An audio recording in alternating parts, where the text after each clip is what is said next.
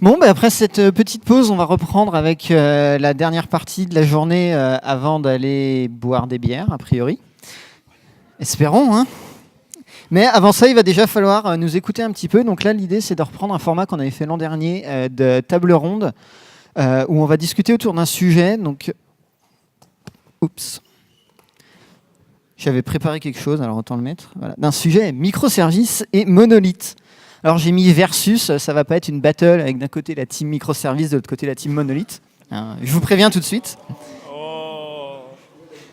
L'idée, ça va plus être de discuter et de faire des retours d'expérience avec les personnes ici présentes sur ces canapés autour de ces concepts, parce qu'on entend beaucoup de choses parler en ce moment sur il faut faire du microservice. On entend aussi des fois non, mais finalement le monolithe c'est pas si mal. On entend des gens qui partent d'un côté, qui reviennent, qui disent un peu tout. On en a un peu parlé l'an dernier, et puis je me suis dit que cette année ce serait assez intéressant d'en discuter. Je vais lancer des thèmes, des sujets. Déjà, mes confrères vont se présenter. Ensuite, on va lancer un peu des thèmes, des sujets, mais c'est aussi participatif. Je vais rallumer le cube. N'hésitez pas à poser des questions à chaque fois, à animer un peu le débat. L'idée, voilà, c'est de réfléchir un petit peu autour de ces thèmes-là et de voir ce qui en sort et d'avoir des points de vue variés. Donc, pour commencer, je vais vous laisser vous présenter. Donc, bonjour, je m'appelle Farzad. Pour me présenter brièvement, ça fait 25 ans que j'installe les serveurs Linux, donc à la main au début, puis du Bash, puis du Python, du Ruby, automatisation, sur du VMware, maintenant on va vers du conteneur, etc. Donc voilà, donc mon métier c'est de se faire marcher des infrastructures de plus en plus grosses. Donc aujourd'hui je suis le responsable de l'infrastructure de la production de chauffeurs privés, donc premier acteur de VTC français et on espère bientôt européen. Bonjour. Je pense. Non. Donc Raphaël, alors un petit peu moins longtemps que Farzad dans l'IT, mais bien 15 ans maintenant. Aussi Unixien de base Unix, et puis responsable maintenant infrastructure de différentes sociétés. Actuellement chez Mano Mano, mais je vais plutôt vous parler de mon expérience dans ma société précédente, ITF1. Bonjour, moi c'est Romain. Je suis, comparaison aux autres, je suis plutôt un petit jeune. Ça fait que 5 ans que je suis professionnel, désolé. Mais je suis depuis 3 ans chez Synthesio. Et ça a été une expérience assez formatrice. On y reviendra tout à l'heure. Waouh. 1, 2. Non, les deux, ils marchent, c'est cool. Voilà, donc moi, Renaud Chaput, en plus d'organiser des conférences, je fais de l'architecture. J'ai travaillé avant chez Photolia, puis Adobe, où j'ai monté l'infra. Et je fais maintenant pas mal de consulting autour de containers, orchestration, le cloud, plein de nouveaux concepts qui en fait sont juste des boîtes qui se disent qu'à un moment, il faut penser autrement leur infra, qui sont un peu perdus. Donc j'essaye de les accompagner là-dessus et je vois beaucoup de choses. Alors, pour commencer, il y a un premier thème autour de tout ça, c'est qu'est-ce qu'un microservice, qu'est-ce qu'un monolithe.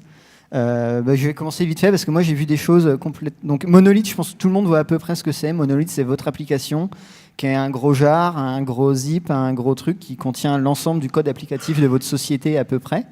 Alors, vous pouvez très bien avoir 3 monolithes si vous êtes une grosse société, ça reste quand même des choses assez grosses. Souvent, c'est pas très agile, on va dire, même si j'aime pas ce terme. Ça met du temps à déployer. On déploie tout en même temps, on déploie ça rarement parce que souvent on a peur un peu de casser parce que tout est déployé en même temps. Et de l'autre côté, j'ai vu des gens qui me disent « Ah, mais ça c'est le passé, maintenant on va faire des microservices ». Qu'est-ce que c'est ? J'ai jamais vu de définition forcément. Je pense qu'on va en discuter parce que la définition est un peu complexe. Ça va jusqu'à des gens qui disaient « Dès que vous faites plus de 500 lignes de code qui travaillent ensemble, il faut créer un service avec ». Qui doit être séparé complètement du reste. Il y a des gens qui débattent, qui disent non mais 500 c'est quand même trop, 200 c'est déjà pas mal. Voilà, donc il y a un peu tous les extrêmes. Moi ça c'est une question, qu'est-ce qu'un microservice ? Je sais pas trop, donc je vais plus laisser mes confrères voir si vous avez des idées sur le sujet, parce que moi j'ai lu plein de trucs et j'ai pas vu de définition de qu'est-ce qu'un microservice. Est-ce que ça existe même ? C'est des petits monolithes ? Pour définir microservice, moi je pensais un peu à la définition d'une pièce de théâtre classique. On dit une pièce de théâtre classique, c'est une unité de temps de lieux, d'espace. Donc le microservice, ça serait, tel que je le vois, tel que nous on essaie de mettre en place, c'est une application qui fait une seule chose dans un contexte donné, avec ses données, avec ses propres données. Voilà, approximativement. Pour rebondir sur ce que tu viens de dire, donc c'est une séparation plutôt fonctionnelle. Oui, parce que j'ai pas la réponse donc, à ce que c'est un microservice ou une définition précise. Par contre, j'ai vu effectivement tout et son contraire, et donc des séparations techniques et des séparations fonctionnelles. Même si je suis plutôt plus preneur de faire une séparation fonctionnelle et d'arrêter mais la séparation technique peut avoir son intérêt aussi.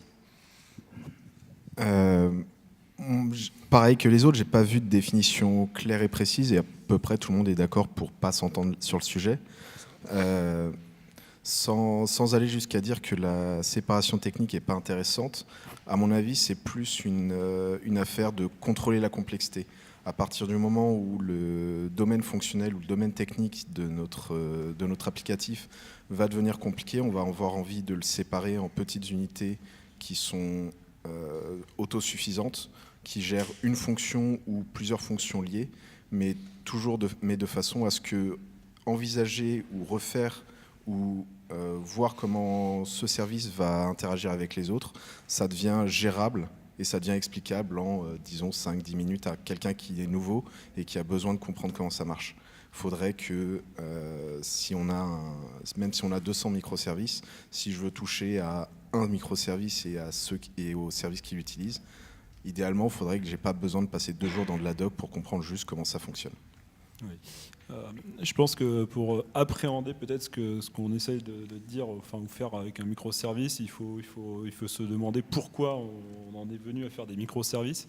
Et je pense que c'est assez lié à ces nouvelles organisations dites agiles, même si je n'aime pas trop le terme, avec des plus petites équipes et aussi des cycles de développement plus courts. Et donc je rejoins... Tout à fait. Pour ça, je pense que... de ma récente expérience, un des systèmes qui fonctionnait très bien, c'est les systèmes façon Spotify ou ce genre de choses. Les gens qui disaient qu'une équipe fonctionnelle, c'est ce que tu peux nourrir avec 2 pizzas, ou ceux qui disent qu'on a des bureaux à roulettes et on fait des clusters de 5 ou 6. Ça force à sortir du cadre de ce qu'on faisait avant, à savoir des monolithes, et donc à faire des unités qui sont gérables par une petite équipe. Et fatalement, on en vient à réduire la taille des services. Alors après, parler de microservices par rapport à des services normaux, je ne suis pas sûr que ça ait vraiment un intérêt particulier, mais ça fait un joli buzzword que les gens peuvent mettre en avant, donc bon. Je vois aussi, je prends l'expérience de chauffeur privé, nous on voit le microservice comme une évolution à partir du monolithique. Donc c'est aussi une discussion, des choses dont j'ai entendu parler, des gens qui disent, et j'adhère assez à ça, il ne faut pas partir en disant je pars de zéro et je construis en microservice. Chez chauffeur privé, il y avait du monolithique, il y a encore une application qui est monolithique, mais petit à petit, alors pour des raisons techniques, parce que quand il y avait, et il y a des bugs, on a aussi des bugs dans nos applications, quand le monolithe plante, tout s'arrête. Plus de chauffeurs, plus de clients, plus de commandes, plus rien. Donc c'est parti d'un constat technique. On a commencé à extraire des fonctionnalités en microservices. Après, on est passé sur l'idée d'avoir des fonctionnalités, mais ça a été une évolution. Donc on a toujours un gros monolithe, mais petit à petit, on en extrait des composants fonctionnels. Et on a aussi effectivement cette organisation en équipe qui maintenant va avec, à la Spotify. Ça, c'est quelque chose qui m'intéresse. Est-ce que, justement, vous, dans vos sociétés respectives, vos expériences respectives, est-ce que vous avez plus vu justement cette approche d'extraire des services qui, après tout, on se dit ce bout de code-là, ça pourrait être indépendant, ou ce serait une bonne idée qu'ils soient indépendants? Ou est-ce que vous avez aussi déjà vu des gens, parce que moi j'en vois surtout dans des jeunes sociétés, qui disent, dès le début, on est parti en microservices. Est-ce que vous avez déjà vu ça? Et moi, j'ai tendance à dire ça ne peut pas marcher. Mais... Qu'est-ce qui ne peut pas marcher? De se dire, dès le début, on part en microservice. Et moi, je pense que c'est une mauvaise... donc là, c'est mon opinion, mais c'est une assez mauvaise idée parce qu'on ne sait pas quels vont être les domaines qui vont vraiment être séparés les uns des autres. J'ai vu les deux dans mon expérience précédente. Donc effectivement, un monolithe, et donc je reviens juste pourquoi le monolithe ça fonctionnait pas dans notre cas, c'est parce qu'on n'arrivait plus à délivrer. C'était devenu trop compliqué pour faire des modifications à beaucoup dessus. Après, est-ce qu'il plantait plus ou moins, c'était pas vraiment nous le problème chez nous. Et donc juste sur ton point, on a pris des nouvelles applications from scratch en réfléchissant, mais peut-être parce qu'on avait déjà de l'expérience, en partant directement en microservices. Et ça a, pour le coup, à peu près marché, de ce que j'en ai vu. Et on a par contre essayé de découper un monolithe, et là, ça n'a pas tellement marché. Moi, de ce que j'en ai vu, c'est pas forcément tant une question de partir directement sur du microservice ou partir directement sur du monolithe. C'est plus une question de maturité, je vais dire, du projet ou de l'équipe. C'est-à-dire que si on est dans je prends l'exemple d'une petite boîte à 4 développeurs, bosser entièrement dans un monolithe, ça peut faire sens. On est 4, on n'a pas besoin de synchroniser grand-chose quand on a bossé ensemble, déployer l'application. Si on n'est que 4, à première vue, ça ne va pas prendre 2 jours non plus. Et ça, c'est pas un problème. Faire une mise à jour, c'est pas trop long. À partir du moment où on commence à être 10 et qu'on a 50 000 lignes de code, 15 bases de données différentes pour gérer les choses. Là, faire la moindre si tout tombe et qu'il nous faut une semaine pour remettre, c'est juste pas possible. Donc en fait, à ce moment-là, c'est bien de partir sur du microservice parce que ça va même pas réduire la complexité en fait, mais juste ça va la déplacer sur autre chose qui est plus adapté à des grandes équipes ou à un grand nombre de fonctionnalités. À savoir faire des remplacements petit à petit, ce qui est beaucoup moins facile dans du monolithe parce que tout est imbriqué. Sur le fait de démarrer avec un monolithe, alors dans une boîte précédente, j'ai eu l'expérience où sur un nouveau projet, un très gros projet, les architectes logiciels ont décidé de partir sur du microservice from scratch, alors que toutes les autres applications étaient des monolithes. Et en fait, au final, ils ont construit 2 monolithes qui discutent entre eux. Donc voilà, le microservice, c'était 2 monolithes. Et en plus, moi, je parlais d'unité, l'unité théâtrale. Au bout de quelques mois, ils se sont rendus compte que le premier microservice qui ne devait discuter qu'avec le deuxième, qui lui avait accès aux données, en fait, il a fallu bypasser et le premier microservice devait accéder directement aux données, aux mêmes données que le deuxième. Donc il n'y avait plus du tout d'unité. Donc voilà, moi, mon expérience de partir de zéro, from scratch, pour faire un microservice, était plutôt négative. Et au final, c'était pas des microservices, c'était des services qui discutaient entre eux avec des API, mais c'était pas des microservices, enfin les architectes appelaient ça des microservices, c'était des services, ils faisaient de tout. Ils étaient très gros. Ouais. Parce que résultat, au final, l'architecture, en termes de services, c'est assez logique de se dire on décompose.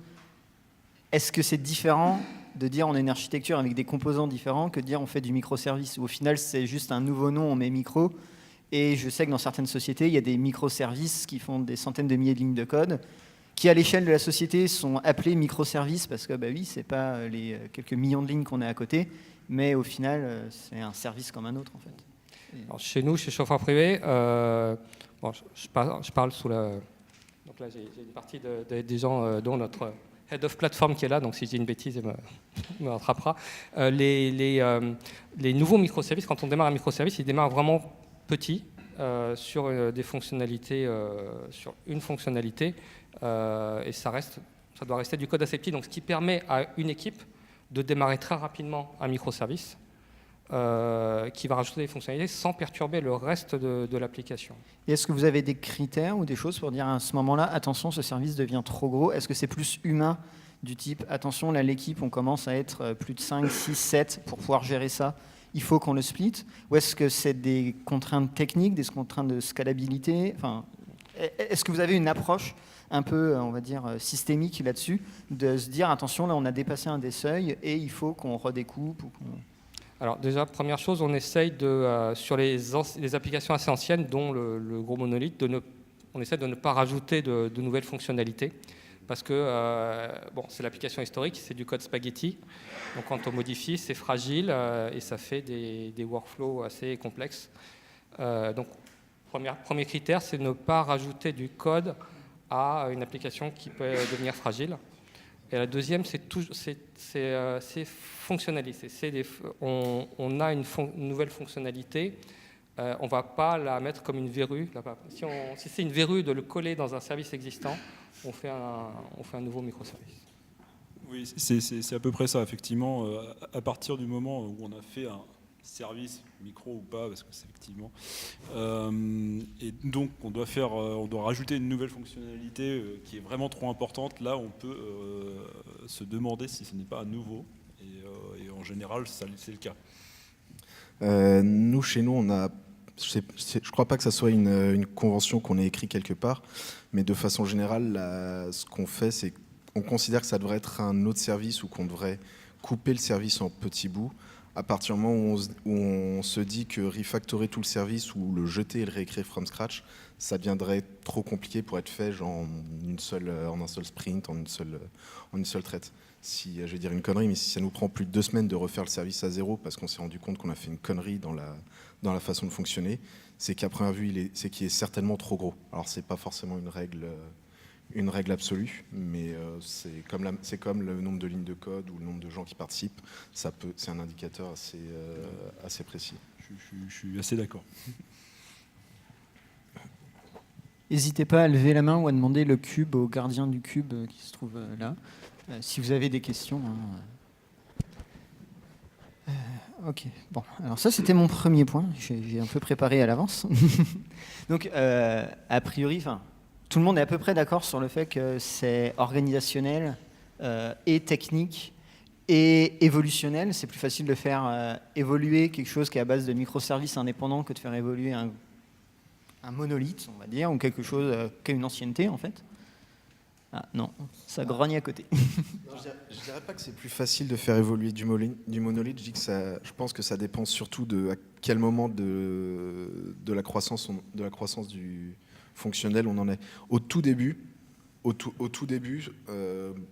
mon opinion, c'est que c'est quand même beaucoup plus simple de partir sur un monolithe, ne serait-ce que parce qu'on n'a pas forcément tout le tooling nécessaire pour faire du microservice, parce que ça reste quand même une complexité très importante, et que si on en est encore à SCP des fichiers et à lancer des commandes sur un serveur à la main, on a certainement envie de rester sur du monolithe. Juste, faut pas laisser croître la complexité trop longtemps sans justement s'équiper et découper en unités gérables, sinon ça donne les cauchemars dont on entend parler quand on parle de monolithe. Maintenant, je pense qu'une start-up qui commence, elle devrait commencer sur un monolithe, la plupart du temps. Je ne saurais dire mieux. Effectivement, je pense que si vous voulez démarrer une nouvelle activité from scratch, et à peu de personnes, allez-y sur un monolithe contrôlé, il n'y a pas vraiment de souci à ça. Par contre, effectivement, quand on commence à parler microservices, où donc on multiplie le nombre de livrables, ayez une chaîne de CI/CD fonctionnelle et ayez déjà un peu de maturité technique avant de vous lancer là-dedans, parce que sinon vous allez galérer peut-être. Ouais. Ça tombe bien, c'est le point suivant. Vous avez pris un petit peu d'avance sur là où je voulais aller, mais moi ce que je vois beaucoup, c'est des gens. Alors c'est souvent des équipes de développeurs qui disent on va faire du microservice, et il y a des gens de l'infra qui disent oui c'est bien, mais vos microservices là, j'ai 5 services à déployer, c'est 5 langages différents. Il n'y a pas d'interface définie, vous avez chacun fait des trucs dans un coin, c'est horrible à déployer. Au final, nous, on se retrouve avec 4 ops pour déployer 5 services parce que il faut tout refaire à chaque fois. Notre environnement n'est pas prévu pour et tout. Pour moi, je suis convaincu que si on fait du microservice, c'est-à-dire qu'on a tout le tooling, on a tout l'environnement, on a toute une philosophie et une équipe ops qui est prête à pouvoir héberger du microservice ou du service, parce que c'est une énorme complexité pour les ops que les devs n'ont peut-être pas. Alors il y a de la définition d'API, comment on discute nos applications ensemble, mais pour moi le gros coup est en termes d'ops, de déploiement d'infra. Je pense que beaucoup de gens ici ont à peu près ces expériences-là, ou ont déjà eu des grosses réactions de rejet à base de grosses infra basées sur ouais, on va déployer 20 services pour faire ça. Ah ben non, nous côté ops on est 2, on peut pas, on sait pas faire. Comment est-ce que vous avez géré ça? Parce que je pense que vous avez tous eu un peu le problème. Et est-ce que vous êtes d'accord déjà sur le fait que microservices nécessitent beaucoup de tooling adapté? Je vais juste me permettre une petite remarque sur ces problématiques-là. Dans le temps, dans le packaging, il y avait les dépendances de paquets. Aujourd'hui, dans les microservices, il y a les dépendances de microservices. C'est déjà bien moins nettement établi. Dans le packaging, c'est naturel. Dans les microservices, c'est au bon vouloir. Et c'est un des gros problèmes qu'il y a dans beaucoup d'implémentations des microservices aujourd'hui. Et je me dis que ça, c'est vraiment quelque chose qui devrait être une bonne pratique de base. Alors pour répondre aux deux questions. Pour répondre aux deux questions, moi Renaud, j'ai eu de la chance quand je suis arrivé chez Chauffeur Privé, la partie tooling avait déjà été faite, donc j'ai pas eu beaucoup à bosser au début. Donc non, mais c'est vrai que le boulot avait vraiment été bien fait par le CTO à l'époque. Il y avait déjà tous les microservices étaient packagés de la même façon, se déployaient de la même façon. Donc aujourd'hui, on déploie sur du Heroku pour ceux qui connaissent. Et c'est standardisé, c'est un repo par microservice. C'est les mêmes outils pour déploiement. On applique les 12 factors. Pour ceux qui ne connaissent pas, je vous invite à aller chercher 12 factors. Et éventuellement, si vous connaissez, on peut en discuter parce qu'il y a du pour et du contre. Donc chez nous, le déploiement est normalisé. Donc nous, on a à peu près 120 microservices. Nous, quand on arrive le matin, et on lance avec mon équipe, on lance les MEP. Les 100 microservices, on ne se pose pas de questions parce que tous les tests fonctionnels sont passés, tous les tests unitaires, tous les tests fonctionnels. Le matin, il n'y a que les applications qui ont passé tous les tests fonctionnels qui peuvent être mis en production, sauf exception, et mon équipe peut témoigner. On lance la mise en production, on peut aller prendre un café, on surveille Slack. Et il n'y a que les microservices qui ont passé les tests qui passent en production. Et pour répondre à ta remarque, alors c'est pour ça qu'aujourd'hui on a une équipe plateforme, donc qui est là aujourd'hui, Yann est ici, représente notre équipe plateforme, pour normaliser le socle et les interfaces. Aucun microservice ne peut être écrit chez nous sans être présenté à l'équipe plateforme qui va définir le modèle de données, les interfaces, les interactions. L'équipe plateforme peut dire non, ton microservice, il ne faut pas qu'il aille discuter avec celui-là en direct. Ouais. Il y avait beaucoup de choses. Alors, la première question, c'était... Oui, alors pour moi, oui, il faut avoir un bon niveau de tooling. En tout cas, c'est ce que j'ai vécu. Petit exemple, on avait effectivement eu le cas au tout début d'architectes logiciels, développeurs qui avaient décidé de partir sur une plateforme microservice, alors que les ops n'étaient certainement pas au niveau. Ça s'est transformé en Docker sur les plateformes de dev, etc., avec un flatten en prod assez bizarroïde, et puis résultat, un truc absolument inopérable finalement. Bon, et le fait est que le projet, on l'a jeté au bout d'un an, ce qui est quand même un aveu d'échec. Ceci dit, on ne s'est pas arrêté là, et puis on a travaillé de notre côté pour avoir ce bon tooling, et puis à partir de là, c'était beaucoup plus simple. Il y avait autre chose sur laquelle je voulais réagir, mais je ne me rappelle plus. Tu as parlé de...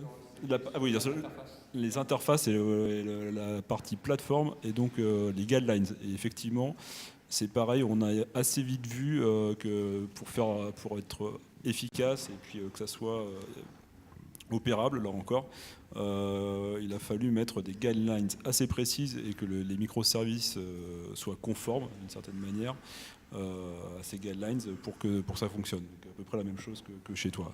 Par contre, on n'a certainement pas le niveau de lancer toutes les pipelines le matin et d'aller prendre un café. On n'est malheureusement pas encore à ce niveau, mais on aimerait bien. Nous, de notre côté, alors je sais que quand je suis arrivé chez Synthesio, on faisait déjà des microservices entre parenthèses. Concrètement, je suis arrivé 6 mois après qu'on ait commencé à casser le gros monolithe PHP. Je dirais que quand je suis arrivé, c'était pas vraiment fantastique. Si on avait plein de petits paquets PHP avec des interdépendances et parfois même des cycles de dépendance. Je vous raconte pas le bonheur avec Composer. Et le tooling était pas encore suffisant. Donc maintenant, on n'a pas raté la transition, si on peut dire, mais le tooling, on l'a fait au fur et à mesure. Tout ce qu'il y a, c'est qu'il ne faut pas se presser. On en revient à ce que je disais, c'est démarrer sur plein de composants tout de suite, sans rien avoir avant. C'est juste perdre du temps, ça force à faire le tooling là, maintenant, tout de suite. Alors qu'avoir un monolithe et juste sortir les services un par un, si tu as un monolithe et 1 ou 2 services, tu peux au début supporter de les déployer à la main comme tu faisais avant et construire le tooling au fur et à mesure. Pareil pour la CI, tant que tu n'en as pas beaucoup, tu peux les faire au fur et à mesure et automatiser les points qui deviennent vraiment compliqués et vraiment affreux à gérer au fur et à mesure que ça devient nécessaire. Donc je dirais que ça dépend, le tooling est important et c'est important de l'avoir. Maintenant, c'est pas forcément indispensable, ça dépend de la vitesse à laquelle tes fonctionnalités et ton nombre de services croît. Tant que tu en as 4 ou 5, bon, et selon comment c'est fait, parce que effectivement, si tu en as 4 ou 5, c'est 5 langages différents et 5 façons différentes de les déployer, ça va être le bordel. Maintenant, les Makefiles, ça existe, quoi. Donc, déployer des microservices, il faut des Makefiles. Renaud, c'est par rapport en fait à ton introduction où tu parlais de plusieurs langages différents. Moi, dans mon expérience chez Webedia, on a eu il y a 4 ans une grosse migration au niveau de notre serveur, où tant infra que code, parce qu'en fait, on avait jusqu'à 5 langages de prog différents qui se baladaient. Alors, c'était pas des microservices, parce que vu la taille des bouts de code, mais en fait, les devs, le dev à l'époque surtout, s'est rendu compte que pour la maintenabilité, c'était mieux de partager un langage similaire, donc au mieux le même langage, au pire des cas, ça peut être des versions un peu différentes, plutôt que d'avoir 5 langages différents. À l'époque, on avait du PHP, on avait du C, du Lua et du Node.js, et un cinquième que j'ai oublié depuis. Et est-ce que en fait, la différence entre un monolithe et un microservice, c'est pas soit de partir un peu dans tous les sens, c'est-à-dire, vu que c'est des microservices, tant qu'ils communiquent de la même façon, on peut utiliser n'importe quel langage qui existe, mais dans ce cas-là, ça devient de la gestion humaine, la gestion plutôt, on va dire, recrutement, gestion humaine, ou bien tout le monde part sur les mêmes bases, c'est-à-dire, on va essayer de réduire les technologies, genre tout le monde va utiliser Node, ou tout le monde va utiliser à peu près la même stack. Et nous, en fait, ce qui s'est passé, c'est que toutes les briques qu'on avait, on les a toutes réécrites en PHP, simplement parce que c'était le plus facile pour les devs qu'on avait sur le moment. Et derrière, nous, on est plus ou moins resté en monolithe, sachant qu'on a des briques qui sont utilisées plus souvent que d'autres, selon les infos, en fait. Je sais pas comment expliquer ça, mais... Oui, après, il y a une certaine tendance actuelle de vouloir adapter le langage en fonction des spécificités de la brique, du service, pour des raisons de performance. Moi, j'ai vu beaucoup de gens qui, en fait, il y a des gens qui ont dit on est content d'avoir fait du microservice parce qu'on a écrit ça, par exemple, en Ruby ou un langage interprété. Le jour où c'était trop lent, pour cette partie-là, on l'a réécrit dans un langage plus rapide. Alors, souvent, ça n'a pas forcément les gains espérés parce que la vitesse du langage, c'est pas là c'est pas souvent là où il y a les lenteurs dans votre produit, c'est plus sur des choses business. Mais j'ai vu des évolutions où au final, alors on avait commencé en Java il y a 8 ans, maintenant on a changé une autre techno, on a fait du Python, et puis maintenant on déploie du Go, sauf sur ça où on a une stack super spécifique parce qu'on a des besoins spécifiques. C'est des choses qui arrivent, mais à mon avis, je ne sais pas combien de développeurs vous aviez là-dessus, tu disais que c'était un développeur. Il y a des boîtes qui, quand tu as 200, 300, 400 développeurs, ou plus, ça peut être logique d'avoir des langages différents en fonction des équipes. C'est aussi des problématiques de recrutement, de culture, de rachat. J'ai vu des boîtes où, oui, en fait, la boîte, c'est un agglomérat de 5 rachats consécutifs qui venaient chacun avec son langage.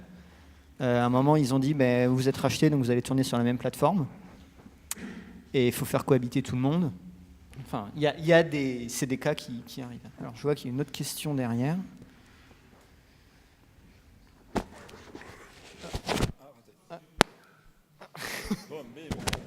On ne tue pas ses confrères? Soit je pose la mienne et tu la poses après, ou... je peux te dire. Non, mais il y a une question que je me pose, moi, sur les microservices, sur les plusieurs langages et tout, ça dépend vraiment des usages, et comme tu le disais, Renaud. Mais par contre, il y a le truc où le développeur veut tester sur sa machine avant de pousser sur l'intègre, etc., ce qui est quand même des fois une bonne chose, parce que c'est censé être complètement indépendant, mais pas tant que ça. Et quand on se retrouve avec 4-5 microservices, c'est bon, il a 4-5 Docker qui tournent sur sa machine et il s'en sort. Et quand on arrive à beaucoup plus, ça devient la galère. Et comment vous gérez ce genre de situation en général avec des monolithes pour donner accès à un truc qui soit les versions d'intègre des autres services, que tu puisses taper avec ton truc sans polluer le boulot de tout le monde, quoi. C'était justement le point suivant dans ma liste. Ah, d'accord. C'est superbe. Non, mais c'est bien, ça veut dire que les problématiques auxquelles j'ai pensé et que je vois, il y a beaucoup de gens qui les partagent en fait et on tourne autour des mêmes. Alors, je vais répondre pour ce que nous faisions, ce que nous pratiquions, qui est certainement pas parfait, mais bon. Donc, effectivement, le développeur développait sur sa machine, testait son microservice, enfin, en tout cas ceux qu'il était en train de faire, de manière unitaire. Après, s'il avait besoin d'interaction avec des composants très liés, il les pushait, enfin il les mettait sur sa machine aussi avec du Docker Compose, ou s'il était même smart, il faisait du cube, du mini-cube par exemple. Et ensuite, on avait une plateforme dite d'intégration, où là, on avait toute la stack de microservices avec les versions du moment. Hein. Bon, ça, voilà, donc elle n'était pas forcément tout le temps up and running, mais en tout cas, à minima, un minima up and running. Et voilà, et c'est là où on voyait si ça fonctionnait. Donc c'est un début de réponse. Mais résultat, un développeur, il veut travailler sur un ou deux services. Ces services-là dépendent d'autres services. Il doit aussi déployer ces services-là avec la transitivité. Et au final, est-ce qu'il doit déployer toute la stack, ou il va taper un service d'intégration qui est déjà déployé ailleurs? Non, la stack d'intégration était déjà déployée, et le point, c'est justement qu'un microservice, quand on en développe un, il ne doit pas nécessiter de changement dans un autre. Alors ça, c'est la grande théorie des opérations, évidemment, c'est pas forcément le cas, mais bon, il se met d'accord soit avec l'autre équipe, mais ils font un développement, un push conjoint, enfin, mais bon. Et donc, en fait, il y a un serveur, un environnement d'intégration dans lequel il y a des microservices de la dernière version ou quelque chose comme ça qui tournent, et n'importe quel développeur peut faire en sorte que ces microservices tapent dessus pour son développement sans avoir à redéployer sur sa machine. Parce que je pense qu'il y a, là, si j'ai bien compris la question, c'est à un moment, moi j'ai vu des gens qui disaient oui, alors pour déployer l'application, tu fais un Docker Compose, là ça va te lancer 35 containers ou 40 containers sur ta machine. Donc on a des besoins de machines de développeurs avec 32 Go de RAM parce que voilà, il y a 32 containers, sinon c'est lent. 32 Postgres parce que chaque microservice a son Postgres. Voilà, comment est-ce que vous évitez ça?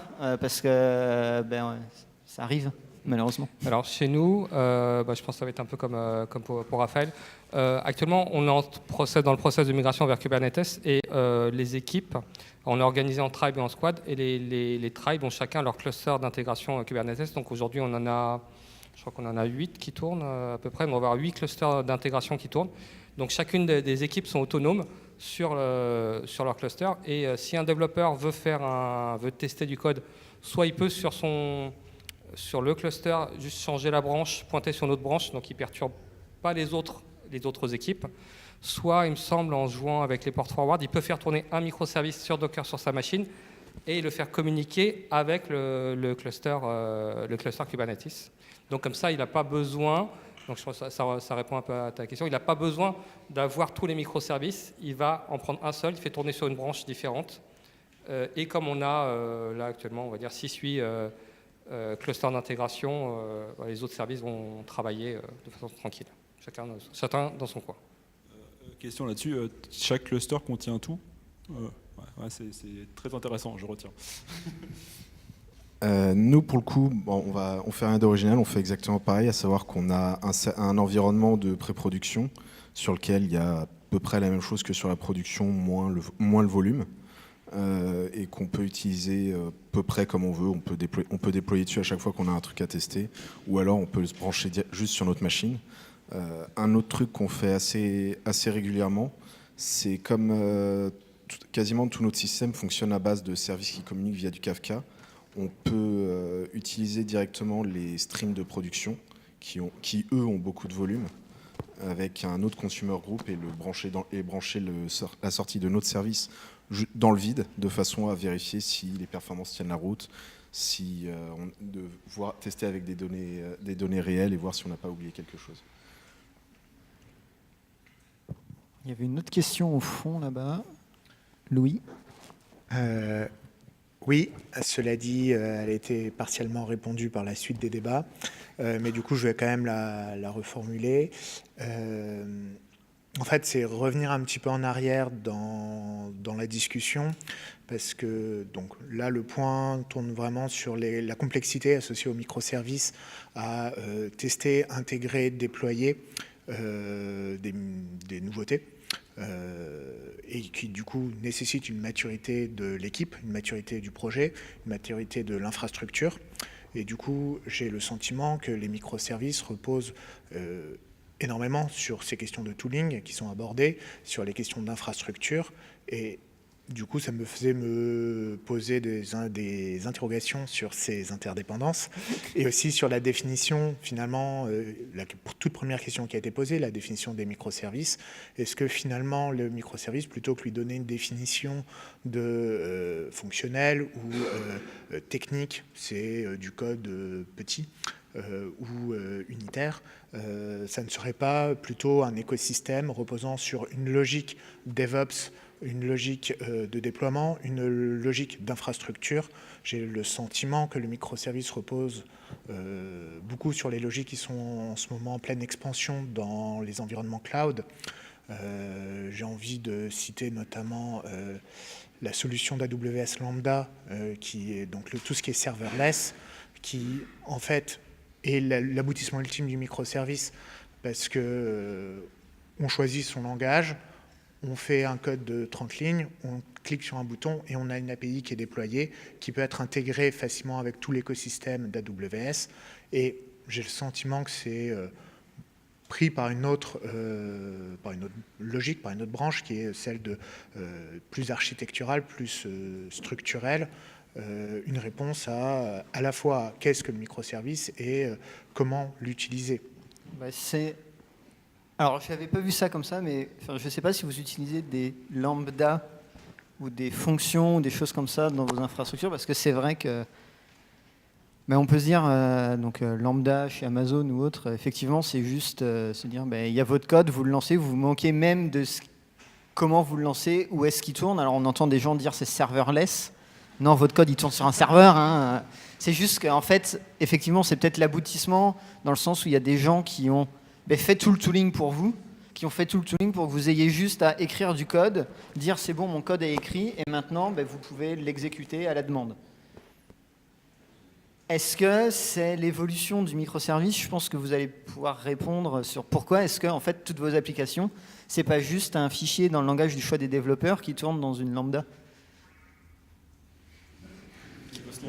Alors, moi, j'ai des avis là-dessus, mais... Alors, ça, je vais donner mon avis personnel, donc c'est pas la position de ma boîte ou d'autres personnes dans la boîte.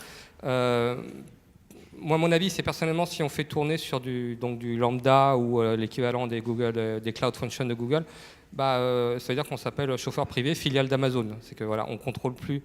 Non seulement on contrôle plus notre infrastructure, on n'a pas de machine en propre, okay, mais là en plus, on dépend entièrement de l'infrastructure d'un de ces grands acteurs.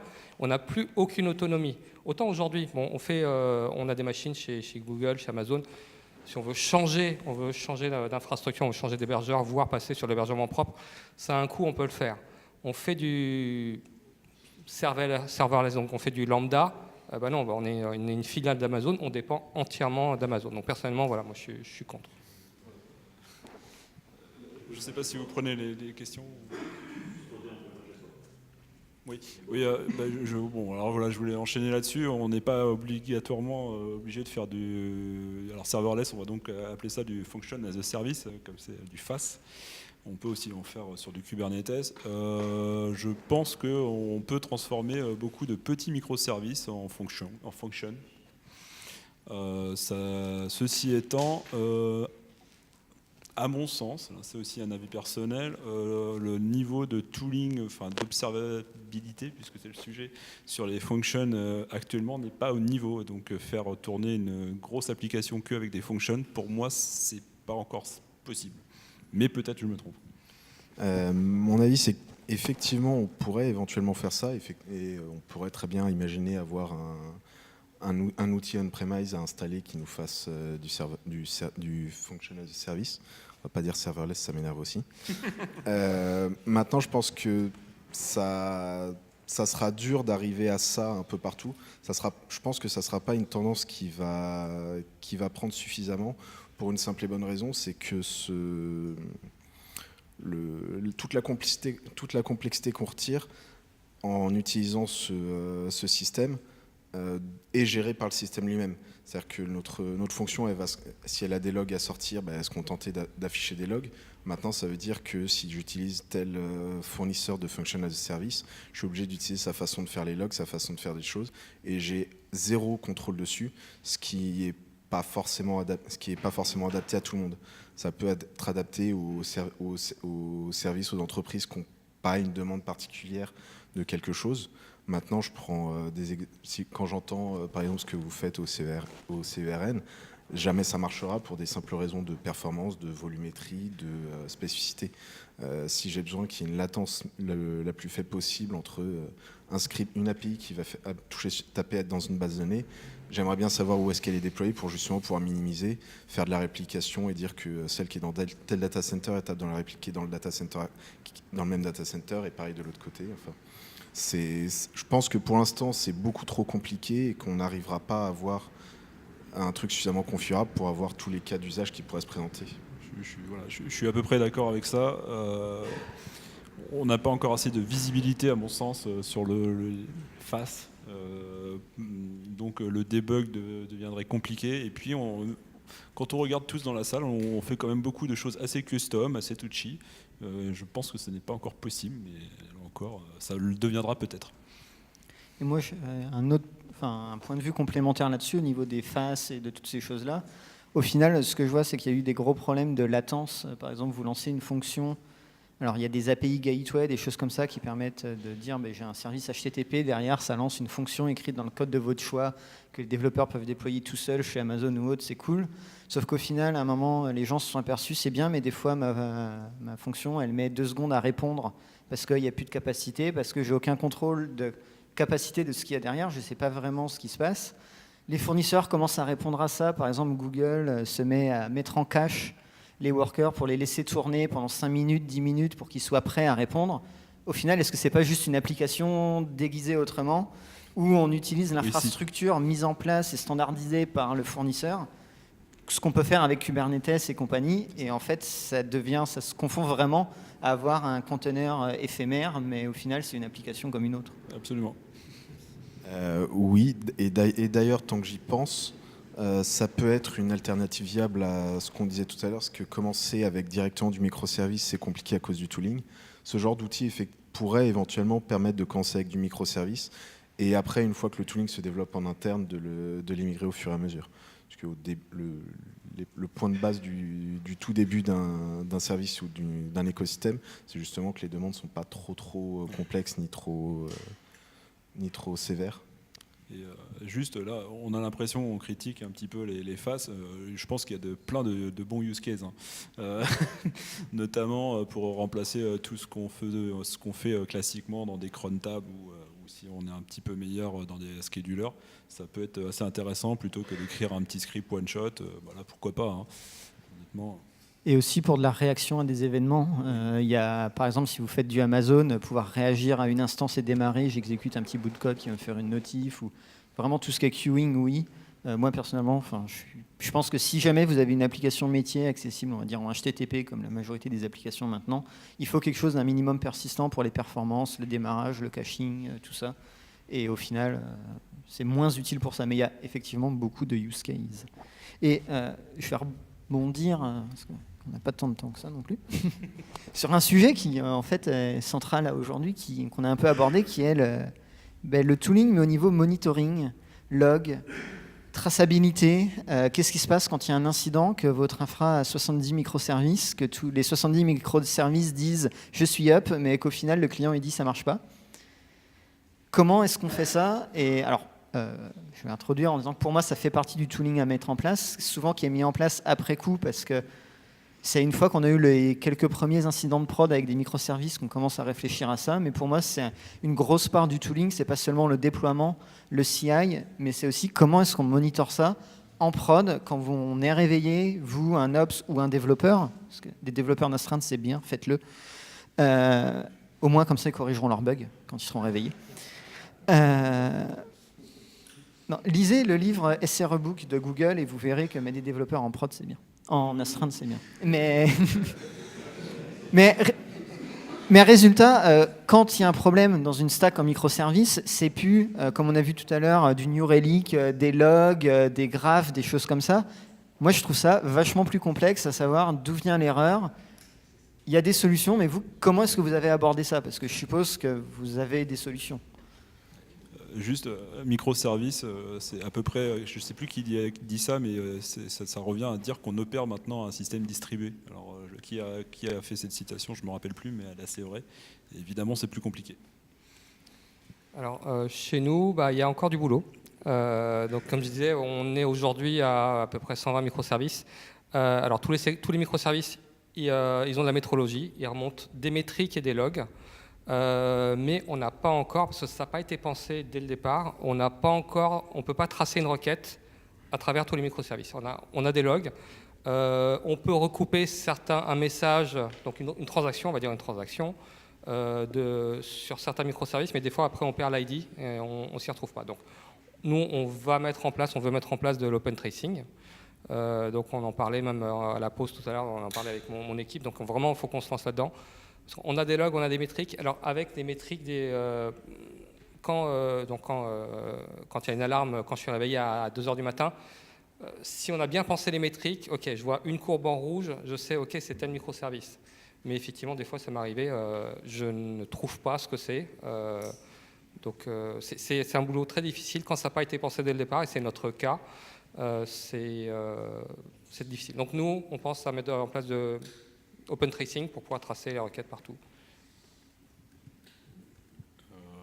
Oui, effectivement, donc c'est le principal pain point de la mise en place des microservices chez nous, enfin, dans ma vie précédente qui n'est pas loin. On a répondu à ça. Alors, dans notre écosystème, on était très lié à Kubernetes, donc on a suivi les guidelines Kubernetes avec des routes de donc readiness, liveness, donc de l'auto, et donc on faisait confiance à l'auto-health. Mais bon, effectivement, chaque microservice doit être un petit peu conscient de son état et le présenter. Alors, c'est pas toujours facile, mais voilà. Donc ça, c'est pour la partie monitoring, et évidemment, on monitorait ces routes, ce qui ne veut pas dire que le service en entier fonctionne, hein. Donc on a toujours l'approche white box versus black box du monitoring, hein. Donc on monitore chaque microservice et on monitore aussi end-to-end, savoir si on fait du CA ou je ne sais quoi, enfin, dans le cas d'un site de e-commerce ou des hits. Pour les logs, on a décidé aussi de tout centraliser avec au départ une idée de XRequestID, enfin bon, un identifiant qui se balade de microservice en microservice, pas satisfaisant, et effectivement open tracing, mais pas encore tout à fait en place. Un peu comme tout le monde, hein, c'est toujours un gros chantier, hein, on s'en doute. Comme je l'ai déjà dit plus tôt, on a fait une transition vraiment au fur et à mesure, et on a construit le tooling au fur et à mesure. Donc à l'heure actuelle, je pense qu'on s'en sort pas trop mal. On a aussi un système à base de XRequestID qui tourne, qui nous permet d'afficher tous les logs qui sortent pour une requête ou un événement donné. On a un open tracing ou un zipkin qui est déployé pour certains services critiques où on a besoin vraiment de vérifier les performances quand il y a le moindre problème. On en parlait, Aurélien en parlait un peu plus tôt. On a un système en place qui s'appelle In Case of Emergency, qui sert notamment aux équipes on-call. Parce que pour la petite histoire, quand on a commencé à faire plein de microservices et que ça a commencé à vraiment croître, il y a une particularité, c'est que nos services, ils n'ont pas forcément des noms très descriptifs, hein, c'est le cas de dire. C'est-à-dire que, pour être exact, le développeur choisit un nom comme il veut, avec la convention que les API commencent par un F et les services par un S. Alors je vous laisse deviner les noms de Pokémon, les noms de bières, enfin voilà. Pour l'équipe d'astreinte, ça a pu être un cauchemar par moment. Comment ça, Salamèche est en rade? Qu'est-ce qui fait Salamèche? Donc aller chercher dans les dépôts Git le README, c'est bien, mais finalement c'est pas très efficace. On a fini par développer un petit bout de code, finalement assez simple, qui a nécessité un peu d'intégration à la fois dans la CI et dans tout le reste. À chaque déploiement, on embarque avec le binaire ou les fichiers du service, le README, le changelog, une checksum et diverses informations sur le build, et on les met à disposition sur une API qui est démarrée automatiquement sur chaque service, ce qui nous permet de proposer sur tous les services qui tournent une API sur laquelle on peut voir le README, le changelog, la configuration, passer les loggers en verbosité, changer la verbosité des loggers, activer le profiling, ce genre de choses. L'avantage, c'est que du coup, l'équipe d'astreinte voit qu'il y a un problème quelque part, un service qui est tombé, un service qui est tombé, qui répond plus, qui donne des métriques, qui donne n'importe quoi, peut aller tout simplement sur service, demander à l'API en question à quoi ça sert, quelles sont les dépendances et qu'est-ce qui se passe quand c'est en rade, qu'est-ce qu'on définit comme un comportement inhabituel, etc. On a prévu de rajouter, on a déjà rajouté à ça les métriques Prometheus, elles sont exposées via cette API interne. Et l'API en question s'enregistre auprès de Consult, ce qui fait que Prometheus va scraper automatiquement tous nos services qui sont déployés. On compte rajouter par la suite les alertes pour l'alert manager. De fait, chaque service qui se déploiera préviendra tout seul quand les alertes à faire et ça devrait en principe soulager l'infra. Vous avez un post de blog sur le sujet, ce serait vachement bien. C'est vraiment hyper intéressant, c'est fantastique. Alors, on n'a pas encore un post de blog à ce sujet en particulier. J'avais commencé à l'écrire il y a 6 ou 8 mois, mais je trouvais avoir pas encore assez de matière. Éventuellement, vu que ça a l'air d'intéresser des gens, je vais peut-être m'y remettre. On avait parlé à un moment aussi d'open sourcer le truc en question. Donc c'est à voir, pareil, si ça intéresse des gens. Alors, il y a 2 éléments que j'aimerais bien rajouter. C'est que dans les communications entre les microservices, dans les librairies Prometheus et d'autres librairies, on voit des librairies maintenant comme Micrometer et comme OpenCensus qui font un peu la même chose, c'est qu'on peut instrumentaliser automatiquement les requêtes HTTP qu'on fait.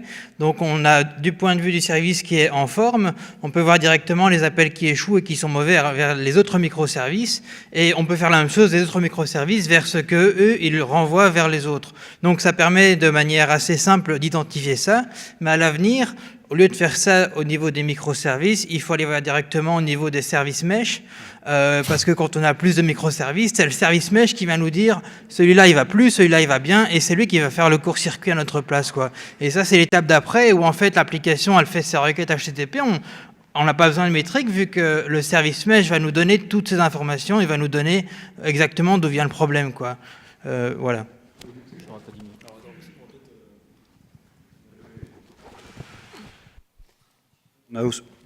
Allô ? On a aussi ça en fait. On a RPint qui remonte toutes ces informations dont tu parles en fait de manière automatique, qui fait qu'un routeur L7 qui remonte déjà tout ça en fait. Et je pense que aussi de l'application, enfin le service mesh c'est bien. Alors, on avait au début une conférence prévue sur Istio, mais malheureusement il n'a pas pu venir. Mais le service mesh c'est bien, mais l'application a aussi besoin de choses propres, de métriques business. Enfin, le service mesh a une certaine vision, il a la vision de la communication entre toutes les applications, comme un load balancer, comme on le verra demain dans une présentation. Mais il y a aussi un besoin métier. Je trouve ça intéressant de se dire une application, c'est pas seulement une API REST métier, mais c'est aussi les 12 factors, mais c'est aussi une API. Comment est-ce que je sais si tu marches? Comment est-ce que j'ai tes ressources de monitoring? Oui. Un runbook en cas de problème. Là, ce que tu disais sur les alarmes, que l'application, les développeurs puissent définir eux-mêmes des alarmes qui vont faire sonner l'astreinte, je trouve ça assez génial. Parce que, en fait, un développeur va probablement mieux savoir que vous, est-ce qu'une métrique est pertinente, est-ce qu'une métrique va être en alarme ou pas. Oui, parce que le service mesh, a priori, il va pas savoir, il va pas connaître le business, le code business qu'il y a dans le microservice, alors que ce que tu présentes peut éventuellement le présenter. Est-ce qu'on enchaîne directement sur les services mesh ou... Alors, en fait, ouais, c'est un sujet que j'aimerais qu'il soit abordé, qui n'est pas dans la continuité directe, mais c'est la manière dont on stocke et dont on versionne les microservices. Oula. Parce qu'à Synthesio, je sais qu'on a une manière particulière de le faire, et ça peut être intéressant d'exposer. Enfin voilà, c'était peut-être pas immédiatement, je ne sais pas si c'est prévu ou pas. Non, c'est pas prévu, il reste un quart d'heure. Très rapidement pour les versionning. Enfin, nous, donc aujourd'hui, on utilise encore Heroku pour faire le déploiement. Heroku versionne automatiquement. Donc, si on a besoin de faire un rollback, c'est très simple. On va dans l'interface, on dit je veux la version N-1. Et nous, on ne connaît pas les numéros de version, on n'en a pas besoin à la production. Quand il y a un nouveau microservice qui est mis en production, les commits, les messages de commit GitHub sont publiés sur Slack. Donc on sait exactement, avec les liens vers le code, vers les diffs, vers les commits, donc on sait exactement ce qui a été mis en prod entre deux versions. Et donc en plus l'interface Heroku nous permet de revenir à une version N-1, N-2. D'accord. Ça rejoint un petit peu ce que disait Aurélien sur la gestion des dépendances finalement entre les microservices. Comment est-ce que tu fais quand tu as un changement de librairie qui est partagé entre plusieurs microservices par exemple?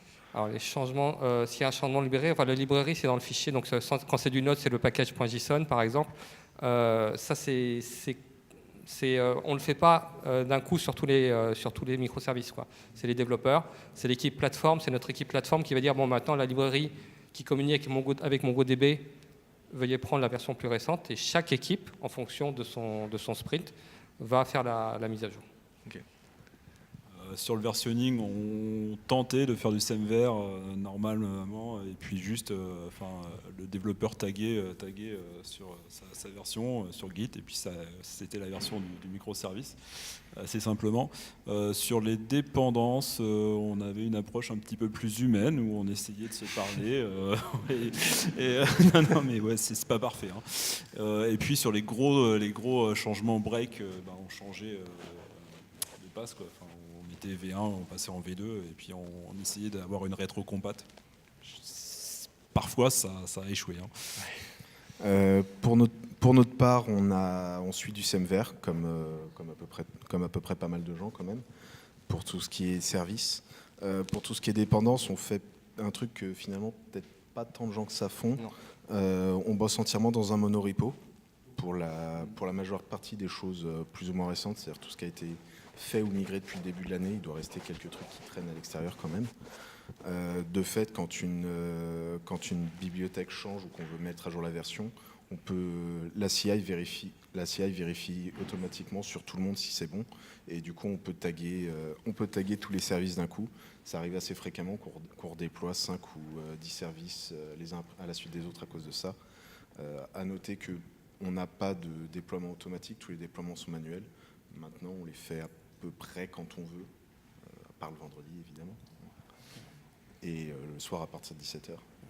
Alors pour les numéros de version, je reviens juste au complet ce que je disais. Donc on n'a pas de numéro de version type semver, mais on utilise les commit ID et les dates. Donc en fait, tout ce qui a été testé par notre système de test fonctionnel va taguer avec un commit ID une date. Donc c'est automatique, c'est pas le développeur qui va versionner. On a les librairies qui sont versionnées, mais ces librairies sont en statique, elles sont incluses en statique dans les applications.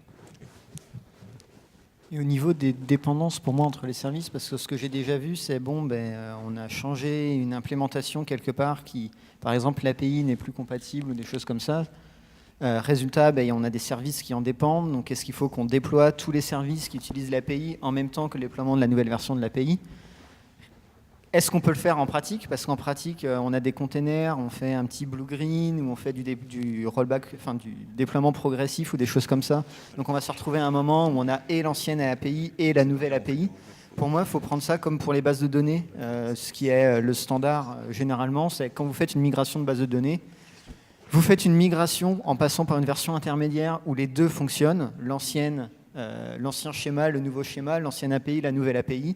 Vous vérifiez que tout a été déployé, vous vérifiez que vous n'avez rien, vous n'avez pas quelque chose qui dépend de vous, qui aura un jour besoin d'être rollbacké à une version qui utilisait encore l'ancienne API, sauf que vous avez déjà mis à jour pour enlever l'ancienne API. Résultat, vous ne pouvez plus rollbacker les dépendances au-dessus parce qu'elles utilisent une API qui n'est plus en prod. Donc pour moi, c'est à peu près la même chose que pour une base de données. C'est vraiment dire, à un moment, il faut prévoir les transitions à chaque fois en 2 temps. Un temps avec et l'ancienne et la nouvelle, même si ça fait plus de boulot, les devs vont râler que « Ah oui, mais nous, on a envie de tout jeter et de faire un truc nouveau. » Non, il y a des contraintes de prod. On ne peut pas faire un déploiement atomique à une échelle de 100 microservices. Donc il faut passer par un passage où les deux vont fonctionner pendant un temps défini.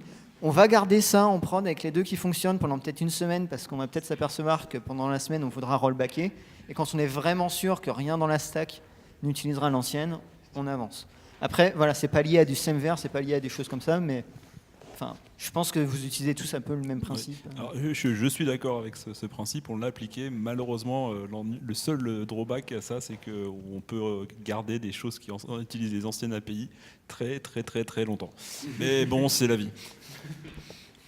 Et là-dessus, donc là, Renaud, je suis tout à fait d'accord. Donc pour tout ce qui est base de données, nous on applique le principe qu'on rajoute des champs, on n'enlève jamais rien. On n'enlève jamais un champ. Donc ce qui nous permet, quand on a fait une mise à jour d'un microservice, on a rajouté un champ pour lui, on fait un rollback du microservice, le nouveau champ, il ne sert pas, mais c'est pas grave. On ne supprime jamais de champ dans les bases de données. Et je pense que les développeurs, chez nous, après c'est une question de discipline, d'expérience. Chez nous, les développeurs, quand ils rajoutent des fonctionnalités ou quand ils vont changer de version d'API, ils savent que, alors tel microservice, mon code est validé, je vais le mettre en prod, donc j'ai rajouté une nouvelle version, j'ai rajouté la V2 de l'API. Puis ensuite, ce n'est que quand ils sont sûrs que ça a été mis en production que sur un autre microservice, ils vont appeler la V2 du microservice précédent. Donc nous, on n'a pas à le gérer, on n'a pas à se poser la question, parce qu'on fait les mises en production dans l'ordre alphabétique. On n'a pas à se poser la question, donc ça c'est vraiment très bien, il faut garder, personnellement je pense qu'il faut garder ça, il ne faut pas avoir à se poser la question, il faut que je mette celui-là d'abord, puis celui-là, parce qu'il a rajouté l'API V2. Non, les développeurs doivent être disciplinés, j'attends que la version V2 de l'API que je vais appeler soit en production, puis je merge mon code et il passera en production demain. Nous, pour le coup, on éprouve moins ce besoin d'avoir plusieurs versions du même code en production en même temps. Alors, pour être tout à fait honnête, on a deux services qui ont plusieurs versions majeures supportées, mais on entre là dans le territoire des services qui ne devraient plus être, qui devraient être coupés. Depuis 1 an et demi d'ailleurs, mais ça c'est une autre histoire. C'est un des avantages du monorepo, puisque j'en parlais tout à l'heure. Quand on a un service qui change, on peut vérifier directement via la CI que tous les services qui l'utilisent vont pas péter, et du coup en fait on se pose pas la question. Disons qu'on n'a pas de tooling en place pour ça, tout simplement parce qu'on n'en a pas encore éprouvé le besoin. Ça viendra peut-être. On envisage, pour l'instant, les pistes qu'on envisage, c'est d'avoir des branches dans Git sur le monorepo. Ça va peut-être être un peu compliqué, ou alors d'avoir physiquement 2 fois la même version de l'API dans le code, mais dans des dossiers différents. Pour l'instant, on ne s'est pas encore posé la question, honnêtement. Donc, vous dites que vous avez un monorepo, donc tout votre code dans le même repository Git, mais c'est-à-dire, est-ce que vous redéployez tout le contenu du monorepo en même temps à chaque fois ? Non, on ne redéploie pas tout le contenu du monorepo en même temps, juste tout le code est au même endroit. Chaque projet a son propre dossier, et tous les langages suivent la même interface make. Donc pour builder un projet, c'est toujours la même chose, make, build, projet. Et ça nous sort les binaires dans toujours le même dossier build. Ce qui fait que envoyer un projet en production, ça consiste à check out le tag qui correspond dans le monorepo, demander à build le projet et envoyer tout le contenu du dossier build au même endroit, ce qu'on fait via Ansible. Et du coup, non, on a la possibilité de tout build pour vérifier que tout fonctionne, que tout compile, que les tests passent tous en même temps, ce qu'on fait à chaque merge sur master, mais le déploiement se fait unitairement à la demande du développeur toujours. Et du coup, on ne se pose pas trop de questions. Ok, merci. Il nous reste 2-3 minutes avant d'aller boire. Pas avant de finir. Mais je pense qu'on pourrait... Sinon, je pense qu'on pourrait encore en discuter quelques heures. Alors, il y a une question là-bas, je ne sais pas où est passé le cube. Juste une micro-question, mais en fait, c'est plus de l'ordre du débat qui se réglera absolument pas là. Dans la situation qui m'intéresse, qui est la situation professionnelle où j'évolue, on a une grosse base de code avec en fait plein d'applications, mais plein de monolithes. Est-ce que quelqu'un est dans cette situation? Donc si venez boire des bières avec moi et puis on en parle. Souvent, le cas d'utilisation, quand on parle de monolithe, de casser le monolithe, c'est on a un système d'information avec une application, un ensemble fonctionnel un peu cohérent, et on extrait des trucs. Et là, la situation dans laquelle je suis, c'est plein de trucs complètement indépendants. C'est comme s'il y avait ça, mais plein collés ensemble. En fait, l'échelle, elle n'est pas sur le nombre de fonctions. On pourrait imaginer qu'il y a plein d'applications qui ont les mêmes fonctions. Il y a énormément de trucs dupliqués, sûrement, mais c'est vraiment des applications différentes. En gros, il y a un très gros parc applicatif.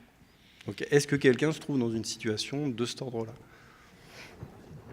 Alors, je pense pas on peut pas vraiment dire qu'on soit dans cet ordre-là, mais on a quand même objectivement pas mal de systèmes qui fonctionnent quasiment indépendamment. Enfin, c'est certainement pas de ton niveau parce que bon, finalement, on a une activité business qui reste assez cadrée quand même. Mais là, comme ça, à la volée, je peux compter au moins 8 systèmes qui sont quasiment indépendants et dont le seul point commun, c'est qu'ils font des écritures dans une base Elasticsearch. Et c'est à peu près tout. Donc si tu veux qu'on en parle, on pourra en parler après parce que ça peut devenir très très long et qu'on a 30 secondes. On n'a plus le temps, c'est l'heure de la bière. C'est ça. Merci beaucoup. J'espère que... encore une question? Tout là-bas. Oui, voilà, c'est un constat. En fait, ça fait 1 an et demi que j'accompagne différents clients sur des migrations, extraire ou partir sur des microservices, vraiment tout ce qui a été discuté. Et en fait, j'ai commencé à monter une espèce de grille de maturité, le mot-clé a été sorti aussi, pour essayer de voir, quand je tombe chez un nouveau client, c'est quoi les microservices, ou c'est peut-être le mot microlith que tu cherches aussi, sur lesquels il faut s'attaquer en premier. Et j'ai trouvé un bouquin chez O'Reilly qui était microservices, production ready, quelque chose comme ça, qui est pas mal fait avec cette colonne, donc monitoring, scalability, des trucs comme ça. Enfin, si vous ne connaissez pas, regardez un coup, parce que le boulot était fait. Et en fait, je me suis rendu compte, à force de classifier, que c'est pas juste microservices versus monolithe, quoi. Il y a vraiment des typologies de services, des choses qu'on ne peut pas scaler, des choses, bon, enfin, tout doit être monitoré, ça je ne le retire pas, mais qu'au final, c'est pas forcément microservices versus monolithe. Il y a différents cas d'applications. Il y en a qui sont extrêmement dépendantes, ce qui fait qu'on doit déployer tous ces petits microservices dans l'ordre si on veut que ça marche. Il y en a qu'on ne peut pas faire les migrations, comme on disait, ou rajouter une colonne, en retirer une. Il y en a où on peut faire vivre plusieurs versions en même temps, ça marche. Il y en a qu'on ne peut pas. Donc c'est juste, en fait, peut-être le débat est peut-être moins dichotomique que cette opposition-là. Enfin, en tout cas, c'est ce que je constate. Je ne sais pas si c'est... Je suis assez d'accord, j'avais mis microservices contre monolithe, mais c'est pas l'état d'esprit et je pense que tout le monde est à peu près d'accord. Enfin, j'ai failli dire le microservice de quelqu'un et le monolithe de quelqu'un d'autre. Mais c'est tout un range en fait, et pour moi, microservice, c'est plus... Enfin, peut-être une petite conclusion, j'ai l'impression que c'est plus dire... ça veut dire qu'on est prêt, qu'on a fait le choix d'avoir une infrastructure sur laquelle on peut déployer plusieurs services facilement et qu'on a standardisé et industrialisé ça. Et à partir de là, que les services soient micro, pas micro, que ce soit au final 3 gros monolithes ou 2 gros monolithes ou plein de petits services, pour moi, c'est une question de philosophie de Ops et Dev, parce qu'il y a aussi beaucoup de choses, on n'a pas eu le temps d'en parler, mais en termes d'organisation d'équipe, organisation de travail, discussion, management, est-ce qu'on fait des sprints, est-ce qu'ils sont synchro, pas synchro, enfin il y a plein de choses à ce niveau-là. Et pour moi, en fait, c'est plus un peu comme DevOps, qui est une philosophie, c'est plus une philosophie de dire, on est capable de déployer plein de choses, et on a aussi, un peu comme tu disais, une checklist, un cahier des charges, qui est capable de dire, ça va tourner sur notre plateforme, si vous cochez ces cases-là, et bien alors, normalement, ça devrait bien se passer. Ouais, voilà, le bouquin, je pense qu'on peut le renommer Software Ready for Production, c'est pareil, quoi. Ou Service Ready for Production. Voilà, et je pense que tout le monde, enfin c'est à peu près la conclusion à laquelle je voulais venir, et tout le monde a un peu participé dans cette direction-là. C'est quand un développeur vient vous voir en disant je veux faire du microservice, faut l'écouter. Non, mais c'est légitime. Il y a beaucoup de besoins, mais c'est aussi savoir. C'est pas une décision. Souvent, c'est une décision pour moi qui est subie par les équipes Ops. Oh là là, c'est gros relou. Ils veulent faire du microservice avec du container et du Go. Ils peuvent pas rester comme avant. Non, en fait, faut repenser, faut travailler. Et enfin, c'est très intéressant pour nos métiers, je pense. Enfin, juste là-dessus, je pense pas qu'on soit Ops, nous, vraiment un frein là-dessus. Ah, vous non. Enfin, des Ops, oui. Ah bon? Une certaine... D'accord. Rappelle-toi l'an dernier, quand on a commencé à parler containers, oui, il y a des gens qui étaient plus ou moins... Finalement, on pourrait reposer la question, vous êtes tous toujours contre les containers? Qui sont peut-être une réponse à ces services. Parlons-en.